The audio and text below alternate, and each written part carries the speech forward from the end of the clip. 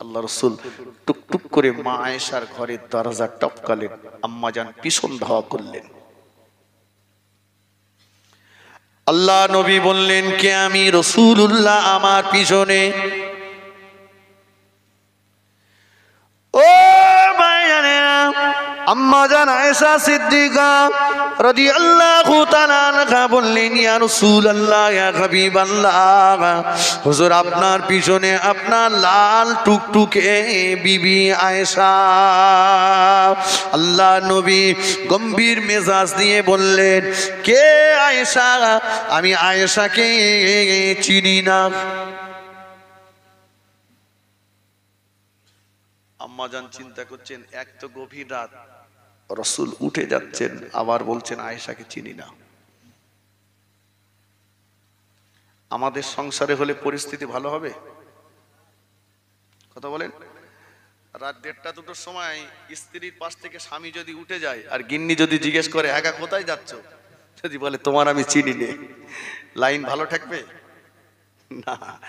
এজন্যই শরিয়ত বলছে বিয়ে করার জন্য 4টে গুণ দেখার কথা, তার ভিতরে বেশি মূল্য দিতে বলেছে, দেখো মেয়েটা দিনদার কিনা।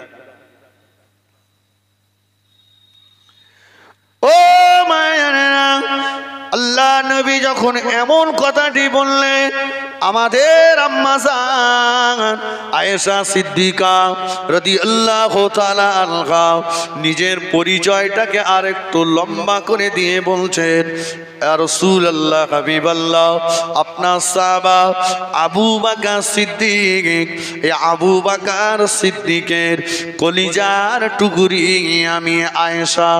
আল্লাহ নবী বললেন, কে আবু বকর? আমি আবু বকরকে চিনি না। আমাদের আম্মা জান আরেকটু নিজের পরিচয়কে লম্বা করে দিলেন, মুহাম্মাদুর রাসূলুল্লাহ সাল্লাল্লাহু আলাইহি ওয়াসাল্লামের সাহাবা হলেন আবু বকর, সেই আবু বকরের বেটি হলাম আমি আয়েশা। আল্লাহ নবী গম্ভীর স্বরে বললেন, কে মুহাম্মদ? আমি মুহাম্মদ কেউ চিনি না।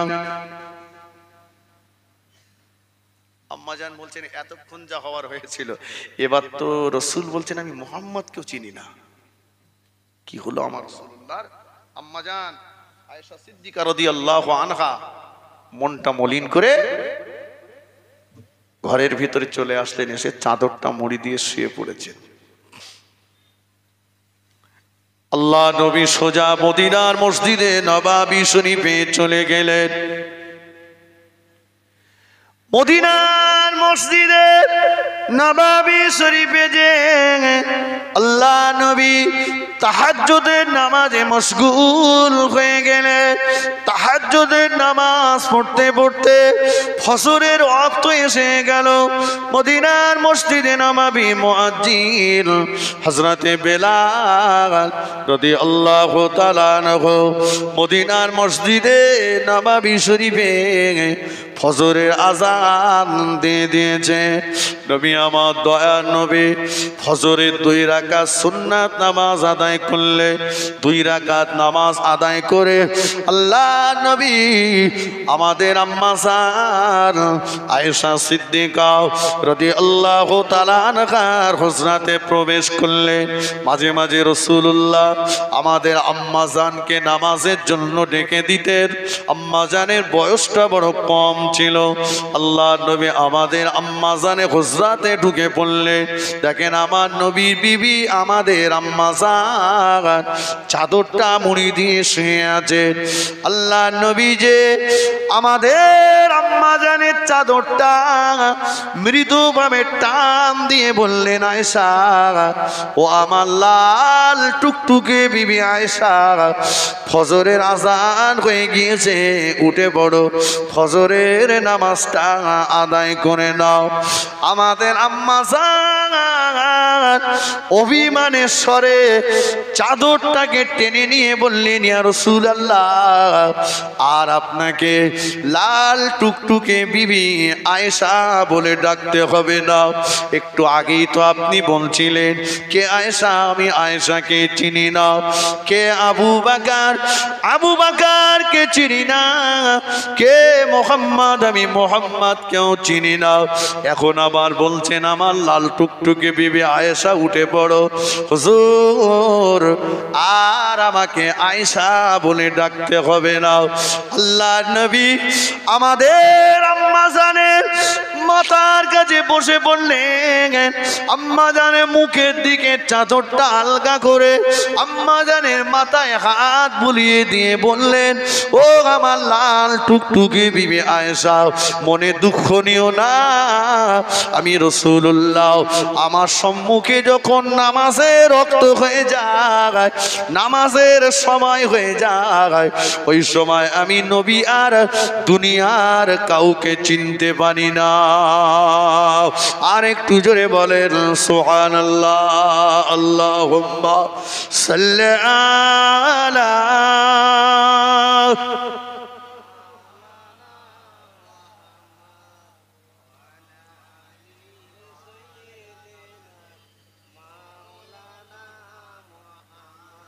खूब मोहब्बत है। अल्लाहुम्मा सल्ले अला।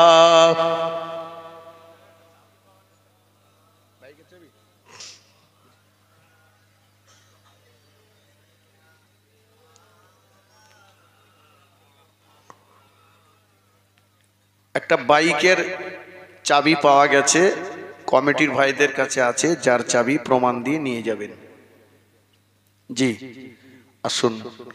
তাহলে আমি বলছিলাম যে সব কিছু ফেলে রেখে মসজিদে যে শুয়ে থাকতে হবে না, কিন্তু এটা মনে রাখবেন যে আজান হলে সবকিছুকে ত্যাগ করে মসজিদে কি যেতে হবে। পাশাপাশি একটা কথা বলে রেখে যাব, মসজিদটাতে খাওয়া শোয়ার ঘর বানাবেন না। কথা বুঝতে পারছি? আজকে সত্যকারের কথা বলতে কি, সমাজে মসজিদ মাদ্রাসার দায়িত্ব নিয়ে যারা চালাচ্ছে, কমিটি মেম্বার যারা হয়েছে, যোগ্যতা দাগে না, শুধু টাকা থাকলেই তারা কমিটি মেম্বার। এই সত্য না মিথ্যা বলে? টাকা রয়েছে, তারাই দায়িত্ব পেয়েছে। আজকে এ সমাজে আপনি খোঁজ করে দেখুন, এমন মানুষ প্রচুর পরিমাণে রয়েছে না। মনে রাখবেন, মসজিদের ইলেকট্রিক বিলটা জনসাধারণের পয়সায় দেওয়া হয়, জনসাধারণের পয়সায়। আপনি জানেন আমরা যে সিলসিলার অনুসারী, মুজাদ্দিদুজ্জামান দাদা হুজুর পীর কেবলা রহমাতুল্লাহ আলাইহি মসজিদে বসে আছেন। একজন এসে বলছেন, হুজুর একটা তাবিজ দিতে হবে। তো হুজুর বলছেন, মসজিদের হাফেজ সাহেবকে বলছেন, ইমাম সাহেবকে, ইমাম সাহেব আমাকে একটু কাগজ দেন তো। মসজিদের মেম্বারে একটা খাতা ছিল, সেই খাতা থেকে এক টুকরো কাগজ নিয়ে দাদা হুজুর কেবলাকে দিলেন। দাদা হুজুর কেবলা বলছেন, বাবা এই খাতাটা কার খাতা? বলছে এই খাতাটা মসজিদের খাতা। তো মসজিদের জনসাধারণের পয়সায় কেনা খাতা, সেই কাগজে আমি আবু বকর তাবিজ লিখব না। কথা বুঝতে পারিনি? আল্লাহু আকবার। হাফেজ সাহেব বলছেন, হুজুর এক টুকরো কাগজ, এতে কি অসুবিধা হবে? দাদা হুজুর কেবলা বললেন, হাফেজ সাহেব আপনি কি পড়েননি? আল্লাহ কোরআন পাকে বলেছেন, ফামাইয়া আমাল মিসকালা জাররাতিন খায়রান ইয়ারা ওয়া মাইয়া আমাল মিসকালা জাররাতিন শাররান ইয়ারা। কেউ যদি এক জাররা পরিমাণ ভালো কাজ করে, ভালো কাজের বদলা আল্লাহ তাকে দেবেন। আবার কেউ যদি এক জাররা পরিমাণ অন্যায় কাজ করে, অন্যায় কাজের উচিত বদলা আল্লাহ তার কাছ থেকে আদায় করে নেবেন। অতএব মসজিদের জনসাধারণের পয়সায় কেনা এই কাগজটা আমি আবু বকর ব্যক্তিগত কাজে ব্যবহার করব না। একটু জোরে বলেন, একটু জোরে বলতে পারলেন না? আর আমরা কি করলাম? সাবধান, প্রত্যেককে সচেতন হওয়া দরকার। ফিরে আসুন আল্লাহ নবী চরিত্র নিয়ে আমি বলছিলাম। আল্লাহ পাক কোরআন শরীফের ভিতরে জানিয়ে দিয়েছেন, লাকাদ কানা লাকুম ফি রাসূলিল্লাহি উসওয়াতুন হাসানা। ও আমার ভাইয়েরা, আমার নবীর ভিতরে রয়েছে উত্তম আদর্শ, উত্তম চরিত্র। আমি কথা বলতে যে আপনাদেরকে শুনিয়েছিলাম, কার চরিত্রকে আমরা নিজেদের জীবনে বাস্তবায়ন করব, কার পদাঙ্ক আমরা অনুসরণ করব, যাকে অনুসরণ করব তিনি আমাদের ভালোবাসেন কিনা দেখেনি। সেখানে আমরা দেখলাম রাসূলুল্লাহ বললেন, হায়াতি খায়রুল লাকুম ওয়া মামাতি খায়রুল লাকুম। আমার দুনিয়ার জীবনটা তোমাদের জন্য কল্যাণকর, আমার ইন্তেকালের পরের জীবনটাও তোমাদের জন্য কল্যাণকর। এই হাদিসের ব্যাখ্যাতে আমরা দেখলাম রাসূলুল্লাহ সারাটা জীবন আমাদের কথা চিন্তা করেছেন। ইন্তেকালের পরে রওদায়ে আদখানে শুয়ে শুয়ে আমাদের কথাই রাসূলুল্লাহ ভাবছেন। এরপরে আমি বলেছিলাম রাসূলুল্লাহর উম্মত বলে পরিচয় দেব কি করে? পরিচয় দিতে গেলে শরীরের 5টা জায়গা দিয়ে নূর বার হবে, তার মানে আমাদেরকে নামাজি হতে হবে, তবেই তো রাসূলের উম্মত বলে পরিচয় দেওয়া যাবে। এতক্ষণ ধরে এই অজগুলি হয়েছে, সংক্ষেপে পুরো একদম প্রথম থেকে এই অজগুলি পড়েছি, ঠিক কিনা? এবারে আসুন রাসূলের আদর্শ থেকে কি নেব, জীবন চরিত্র থেকে ছোট্ট ছোট্ট দুটো একটি কথা, একদম জানা কথা। আমরা জানি রাসূলুল্লাহ দুনিয়ায় ভূমিষ্ঠ হয়ে সর্বপ্রথম দুধ খেয়েছিলেন মা আমিনার। রাসূল জীবনে 3 জনের দুধ খেয়েছিলেন। কজনের বললাম? 3 জনের। প্রথম দুধ খেয়েছিলেন মা আমিনার, দ্বিতীয় নম্বরে দুধ পান করেছিলেন সোয়াইবিয়ার। যার দুধ খেয়ে রাসূলুল্লাহ বড় হয়েছেন তিনি হলেন মা হালিমাতুস সাদিয়া। হালিমা নাম, সাদিয়া মানে ভাগ্যবতী, হালিমাতুস সাদিয়া। 3 জন চটচট রাসূল মা আমিনার দুধ পান করেছেন, ডান স্তনে মুখ দিয়েছেন। মা আমিনা বলেন, যখন বাম স্তনে নিয়ে গিয়েছি রাসূল মুখ ঘুরিয়ে নিয়েছেন। রাসূল ডান স্তনে মুখ দিয়ে দুধ পান করেছেন, বাম স্তনে নিয়েছে রাসূলের মা। প্রথম রাসূল মুখটা ঘুরিয়ে নিয়েছেন, মায়ের কোল থেকে গোটা বিশ্ববাসীকে শিক্ষা দিয়েছেন যে আগে আগে আগে বাম নয়, আগে ডান। অতএব মুসলমান খাবে ডান হাতে আর বেঈমান খাবে বাম হাতে। মুসলমান খাবে, একটু জোরে বলেন, মুসলমান খাবে, শয়তান খাবে, আমরা খাই।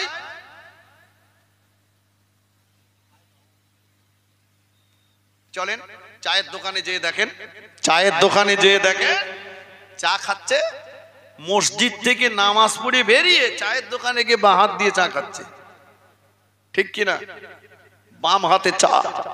আর আল্লাহ পাকের রহম, এখন দেখেছেন হ্যাঁ চায়ের দোকানদার মানে একটা করে মেয়ে লোক আছে আর টেলিভিশন আছে।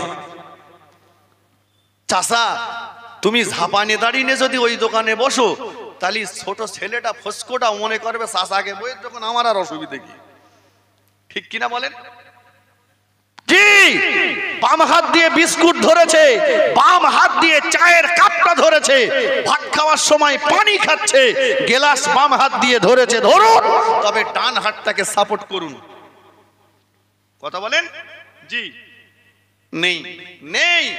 শুধু বলছি ছেলে মা বাপকে সম্মান করে না, ছেলে মা বাপের ভাত দেয় না, ছেলে বাপকে বাপ বলে না, মাকে মা বলে না। একবার নয় 1000 বার বলবো অন্যায়, কিন্তু আমার এটাও জানতে ইচ্ছে করে এটা কোন কোম্পানির প্রোডাকশন, আর যে কোম্পানিতে প্রোডাকশন হয়েছে সেই কোম্পানি কোন পদ্ধতিতে একে বড় করেছে, কোনটা করেছি। জি বাচ্চা কাচ্চা জন্ম দেওয়ার একটা পদ্ধতি আছে। রাসূলুল্লাহর আব্বা রাসূলুল্লাহর আম্মা বিয়ে হলো, প্রথম বাসর রাত স্বামী স্ত্রী দুজন ওযু করলেন, বাসর ঘরে গেলেন, আল্লাহ সন্তান দিলেন, সন্তান হলো নবীদের বাদশা। সুবহানাল্লাহ বলেন, একটু জোরে বলেন। বড় পীর সাহেবের আব্বা বড় পীর সাহেবের মা বিয়ে হলো, প্রথম বাসর রাত স্বামী স্ত্রী দুজন ওযু করলেন, বাসর ঘরে গেলেন, আল্লাহ সন্তান দিলেন, সমস্ত ওলিদের বাদশা। জোরে বলেন। আমাদের কচির বাপ বাসর ঘরে যাচ্ছে 3 বান্ডেল বিড়িলে, হ্যাঁ, গেঁজার খোলকেই দম দিয়ে চুল্লু আর মদের ঠেক থেকে উঠে এসে আর এমনি করে বিবি টেক্কা গোলাপ মেরে উঠে এসে মোবাইলে নেকেট ছবি আর ব্লু ফিল্ম দেখতে দেখতে কেউ যদি বিবির সঙ্গে সহবাস করে, ওই কোম্পানিতে ওলি হবে না, ওখানে বুনো ওল হবে, খেলি গাল চুলকবে। আজকে সমাজটাকে খুঁজলেন বাচ্চা কাচ্চা কেন আজকে কেন আমাদের বাচ্চাগুলো আমাদের ঘরে হবে সেই ছেলে কবে কথায় না বড় হয়ে কাজে বড় হবে। ছোট্ট বাচ্চাটা ড্যান্স করছে, হিন্দি গান মুখস্থ করছে, মোবাইলে সে পটু হয়ে গেছে, অথচ তাকে সূরা ফাতিহা শেখানো যাচ্ছে না। ঠিক কিনা বলেন? কেন? যে প্রেমে বাচ্চাটা ধারণ করা হয়েছে। আজকে দেখুন রাসূলুল্লাহর আম্মা মা আমেনাকে যখন দেখতে গিয়েছে আব্দুল মুত্তালিব আব্দুল ওহাব জোহরির বাড়িতে, আব্দুল ওহাব জোহরি বলছে, ভাই আব্দুল মুত্তালিব, আমার মেয়ে আসছে, তবে তার আগে শোনেন, আমার মেয়ে একদিন দোকানে গিয়েছে, দোকানের যুবক ছেলেরা বলল, বাহ, আব্দুল ওহাব জোহরির মেয়েটা তো খুব সুন্দর দেখতে। আমার আমিনা মাল কেনা বাদ দিয়ে বাড়ি চলে এসছে, এসে বলছে আর দোকানে জীবনেও যাব না। কেন যাবে না মা? তোমাকে তো যেতে হবে।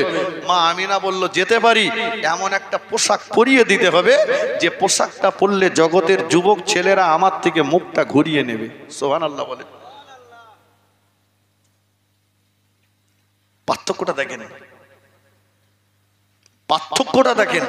আল্লাহ জগতের শ্রেষ্ঠতম নিয়ামত যেখানে দেবে, পাত্রটা তো ভালো হওয়ার দরকার। কথা ঠিক কিনা বলুন? আর আজকে আমাদের ঘরে সেই মেয়েরাই দোকানদারি করছে, সেই মেয়েরাই বাজার করে বেড়াচ্ছে। বাজার না করতে গেলেও বাজার সব বাড়ি বাড়ি আসছে। এখন যেতে হয় না। সবজিওয়ালা, ফেরিওয়ালা, মাছওয়ালা একেবারে সব এসে বাড়ির ভেতর ঢুকে যাচ্ছে। সত্য না মিথ্যা বলেন? একদম বাড়ির ভিতরে। জি, তাহলে আজকে কেন সেই জায়গাটাই আজকে আমরা বলছি কি জানেন? ইসলাম বলেছে বাচ্চা দুনিয়াতে ভূমিষ্ঠ হলে ডান কানে আজান দাও, বাম কানে একামত দাও। এখন যদি জিজ্ঞাসা করি, সব বলবে দেবো আর কি করে, হসপিটাল নার্সিং হোমে হচ্ছে। ঠিক বলেছেন, কিন্তু বলুন তো, এখন যে হারে হসপিটাল নার্সিং হোমে যাচ্ছে, আমাদের মা চাচিদের বেলায় কেমন ছিল? ভরসাটা তাদের আল্লাহর উপরে বেশি ছিল, আর আমাদের ভরসাটা আমরা বাচ্চা আসার আগে থেকেই হসপিটালে যোগাযোগ করছি, কাট করেছি। আমি কাট করতে নিষেধ করছি না আব্বা আপনাকে, কিন্তু আমি শুধু আপনার সন্তান হিসাবে আমার জাত, আমার কওমের কাছে আমার একটা কথা জানতে ইচ্ছে করে, হসপিটালে কাটটা করুন, কিন্তু তার আগে একজন কি বলবেন যে আমি করেছি?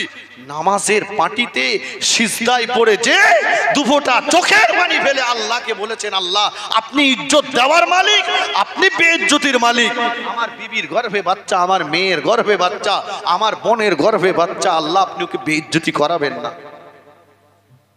এ কাট করানো হয়নি, নিয়ে তো আমার হসপিটালে আল্লাহ নিয়েও গেছে সেখানে। কিন্তু ইজ্জত যারা হেফাজত করেছেন, আল্লাহ পাকের উপরে ভরসা করেছেন, আল্লাহ তাদের হেফাজত করেছে। ঠিক কিনা বলেন? প্রমাণ নেবেন। রাসূলুল্লাহর আম্মা মা আমিনা, জানেন মা আমিনার গর্ভে যখন রাসূল দুনিয়াতে ভূমিষ্ঠ হবে, রাসূলুল্লাহর মা আমিনার কাছে দুজন ধাত্রী আল্লাহ পাঠিয়েছিলেন।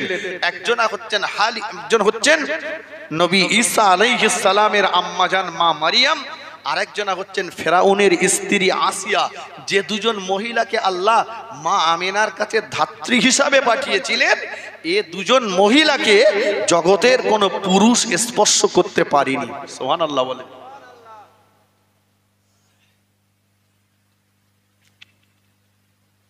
আমার পিতা আসুন, কি বলেছিলাম?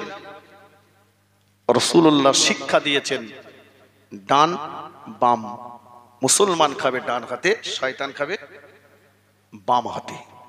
ফের ভি আসুন আরেকটুখানি এগিয়ে যাই। তবে এ প্রসঙ্গে মায়েদের একটা কথা বলে যাব। মা, আপনি আপনার বাচ্চাকে দুধ পান করাচ্ছেন, আগে আপনার বাচ্চার মুখে আপনি ডান স্তনটা দেন। আর আপনার বাচ্চা পড়তে পারে না, আপনি পড়ে নেন বিসমিল্লাহির রহমানির রহিম। কারণ যে খাওয়ার শুরুতে বিসমিল্লাহ শরীফ না পড়া হয়, ওই খাবারে ইবলিস শয়তান অংশগ্রহণ করে। দ্বিতীয় নম্বরে আর একটা জানা কথা আপনাদেরকে শুনিয়ে দিয়ে যায় ভাইয়েরা, মনে রাখুন আল্লাহ নবী হালিমাতুস সাদিয়ার দুধপান যখন করেছিলেন, বিশ্ব নবীর আম্মা জান হালিমাতুস সাদিয়া বলেন, ও দুধবাসীরা, আমার নবী শিশু নবী আমি হালিমাতুস সাদিয়া, আমার একটা স্তন ছাড়া কখনোই নবী দুটো স্তন পান করেননি। আল্লাহ নবী হালিমাতুস সাদিয়ার কোল থেকে গোটা বিশ্ববাসীকে হকের শিক্ষা দিলেন, ইনসাফের শিক্ষা দিলেন। না না, আমি যদি আমার মায়ের দুটো স্তনকে পান করি, আমার একটা ভাই আছে, আমার দুধু ভাই, তার খাওয়ার কষ্ট হবে, দুধু ভাইয়ের হক নষ্ট করা হবে। এজন্য রাসূলুল্লাহ একটা স্তন ছাড়া দ্বিতীয় স্তন পান করেননি। সবচাইতে কঠিন অপরাধ হলো দুটো, একটা হলো শিরিক করা, আর একটা হলো হক নষ্ট করা। আজকে সমাজের দিকে চেয়ে দেখুন, মসজিদের সামনের কাতারে যদি 10টা মুসল্লি থাকে তো 7 জন হক নষ্ট করে বসে রয়েছে। কথা বোঝেননি?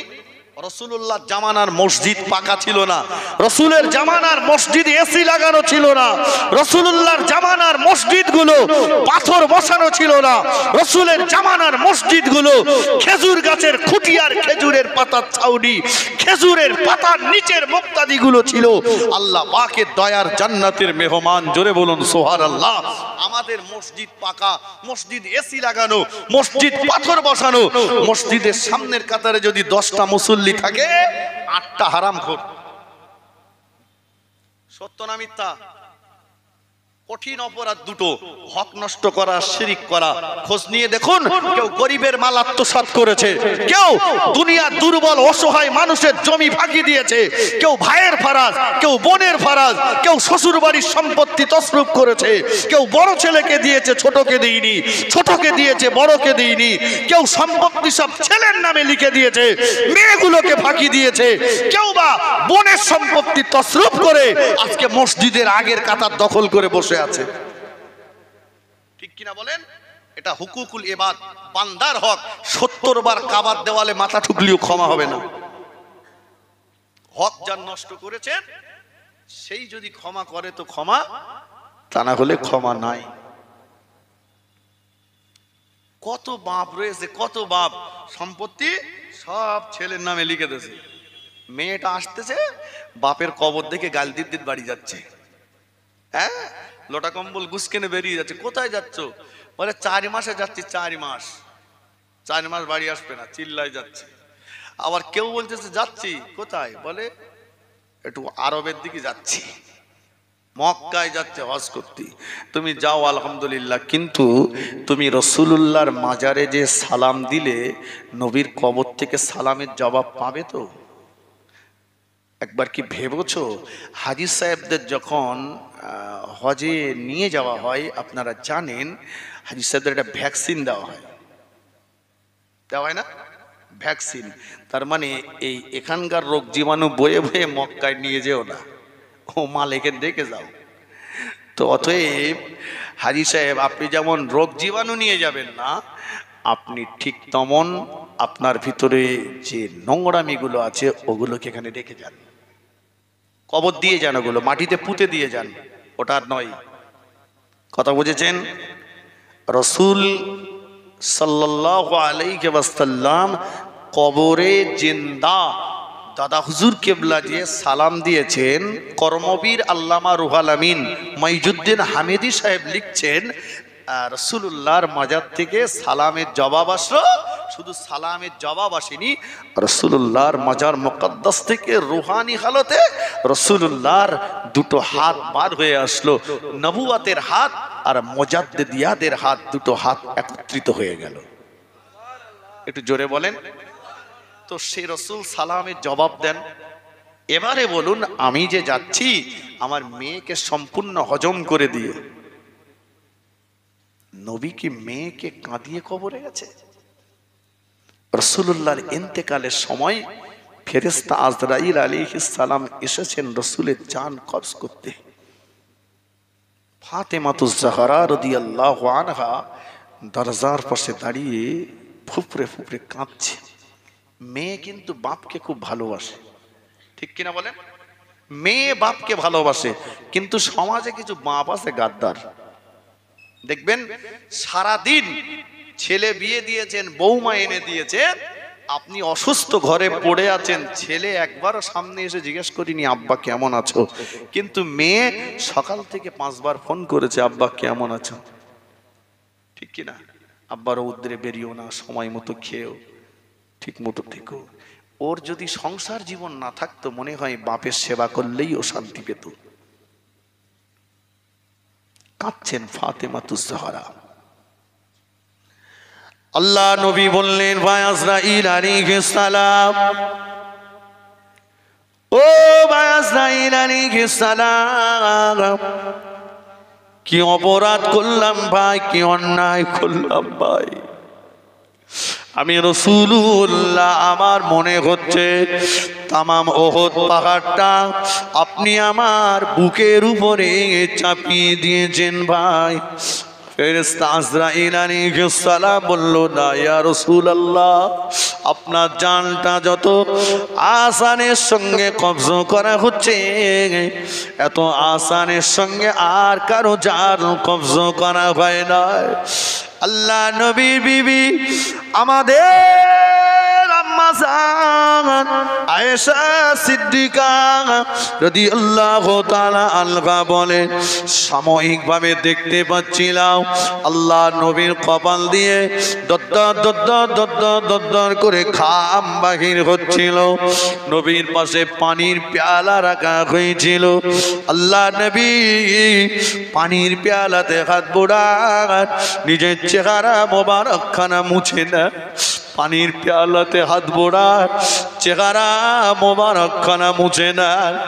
ওই অবস্থাতে ওই কঠিন সময়ে আল্লাহ নবীর লক্ষ্য পড়ে গেল জানাজার পাশে দাঁড়িয়ে ফাতেমাতুজ জাহরা রাদিয়াল্লাহু তাআলা আনহা কাঁদছেন। নবী আমার দয়ার নবী ইশারা করে ফাতেমাকে ডাকলেন, ফাতেমা, ও বেটি ফাতেমা, ও মা ফাতেমা, আমার দিকে আগিয়ে এসো মা, আমার দিকে আগিয়ে এসো। নবীর বেটি আমাদের বুবু জান ফাতেমাতুজ জাহরা রাদিয়াল্লাহু তাআলা আনহা আগিয়ে গেলে দয়ার নবী ফাতেমাকে কাছে টেনে নিয়ে বললেন, ও বেটি ফাতেমা, কেঁদো না মা, কেঁদো না, তোমার চোখের পানি আমি তোমার আব্বা সহ্য করতে পারি না মা, তোমার চোখে পানি আমি তোমার আব্বা সইতে পারি না মা। ও মা ফাতেমা, কেউ চিরকাল বেঁচে থাকবে না, কেঁদো না মা, কেঁদো না, তোমার চোখে পানি দেখে আমার কলিজাটা যেন ফেটে যায়, আমার বুকটা যেন ফেটে যাচ্ছে মা, কেঁদো না, আমি তোমার কান্না দেখে যেতে চাই না, আমি তোমার হাসি মুখটা দেখে যেতে চাই। আল্লাহ নবীর বেটি আমাদের বুবু জান ফাতেমাতুজ জাহরা রাদিয়াল্লাহু তাআলা আনহা চোখের পানি বন্ধ হয় না। দয়ার নবী ফাতেমাকে নিজের কাছে টেনে নিলেন, ফাতেমার মাথায় হাত বুলিয়ে দিয়ে বললেন, বেটি রে, ও আমার বেটি ফাতেমা, তোমার কান্নায় আমার কলিজাটা ফেটে যাচ্ছে মা, কেঁদো না, কেঁদো না মা, তোমার চোখের পানি দেখে যেতে চাই না, তোমার হাসি মুখটা দেখে যেতে চাই। ও বেটি ফাতেমা, আমি তোমার আব্বা বিশ্ব নবী তোমাকে বলছি মা, আমার ইন্তেকালের পরে আমার বংশের ভিতরে সর্বপ্রথম তোমার সঙ্গে আমার দেখা হবে। এই কথা যে বলেছিলেন ফাতেমাতুজ জাহরা রাদিয়াল্লাহু তাআলা আনহা মিসকি মেরে হেসে ফেলেছিলেন। আমার এই কথাটি বলার কারণ হলো, রাসূলুল্লাহ সাল্লাল্লাহু আলাইহি ওয়াসাল্লাম মেয়েকে কাঁদিয়ে যায়নি, হাসিয়ে গেছে, ঠিক কিনা? অতএব না না, আমরা একে অপরের হক নষ্ট করব না। লাঠির বলে, পাটির বলে, ক্ষমতার বলে দুনিয়া দুর্বল অসহায় গরিব মানুষটার উপরে আমরা অত্যাচার করব না। কারণ মজলুম অসহায়টা যখন আল্লাহর কাছে দোয়া করে, তার দোয়া আল্লাহর আরশে আজিমের মাঝখানে পর্দা থাকে না, ওই দোয়া আল্লাহ পাকের দরবারে কবুল হয়ে যায়। বলুন সুবহানাল্লাহ। আমি বক্তব্য আর লম্বা করব না। আমাদের সকলের মনের মানুষ, প্রাণের মানুষ, আমার অত্যন্ত প্রাণ প্রিয় কাছের বন্ধু জনাব আলহাজ হাফেজ কারি মাওলানা হিজবুল্লাহ সাহেব, তিনি এসে গেছেন। তার বক্তব্য আপনাদেরকে শুনতে হবে। একটু উচ্চ আওয়াজে তাকবীর দেন তো, নারে তাকবীর। সকলে বলেন নারে তাকবীর, নারে তাকবীর। সিলসিলায়ে হক মুজাদ্দিদে জামান, সিলসিলায়ে হক মুজাদ্দিদে জামান জনাব আলহাজ হাফেজ কারি মাওলানা হিজবুল্লাহ সাহেব, জনাব আলহাজ হাফেজ কারি মাওলানা হিজবুল্লাহ সাহেব, নারে তাকবীর। মাশাআল্লাহ। বাংলা আসামের প্রখ্যাত ওয়াইজিন, যার ওয়াজ শোনার জন্য মানুষ চাতকের মতো চেয়ে বসে থাকে, আমার ভাইজান এসেছেন। আপনার